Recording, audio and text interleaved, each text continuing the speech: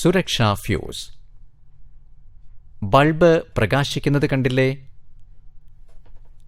X, Y എന്നീ ബിന്ദുക്കൾ ചേർത്ത് ഒരു കോപ്പർ വയർ വെച്ചപ്പോൾ അത് ബൾബിന് സമാന്തരമായി പ്രതിരോധം വളരെ കുറഞ്ഞ ഒരു പാത കറണ്ടിന് നൽകി. ഇപ്പോൾ ബൾബിൽ കൂടി കറണ്ട് ഒഴുകുന്നില്ല. സർക്യൂട്ടിലെ പ്രതിരോധം കുറഞ്ഞതിനാൽ കറണ്ട് വളരെ കൂടി കണക്റ്റിംഗ് വയർ ചൂടാകും. ഇത് തീപിടുത്തം വരെ ഉണ്ടാക്കിയേക്കാം. ഇതാണ് ഷോർട്ട് സർക്യൂട്ടിംഗ്.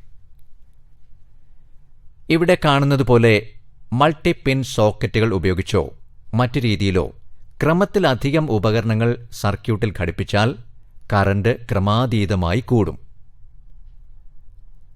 ഇവിടെ സർക്യൂട്ടിൽ ഒരു ഫ്യൂസ് വയർ കൂടി ഘടിപ്പിക്കുന്നു. ടിൻ, ലെഡ് എന്നിവയുടെ സങ്കരമാണിത്. ഇതിന് ദ്രവണാങ്കം കുറവാണ്. സർക്യൂട്ടിൽ ഷോർട്ട് സർക്യൂട്ട് സംഭവിച്ചപ്പോൾ ഫ്യൂസ് വയർ ഉരുകി സർക്യൂട്ട് വിഘടിക്കുന്നു. ഇനി കറണ്ട് നിലച്ചതിനാൽ അപകടമില്ല. ഓവർലോഡിംഗ് സംഭവിച്ചാലും ഫ്യൂസ് വയർ ഉരുകി പൊട്ടി സുരക്ഷ ഉറപ്പാക്കും.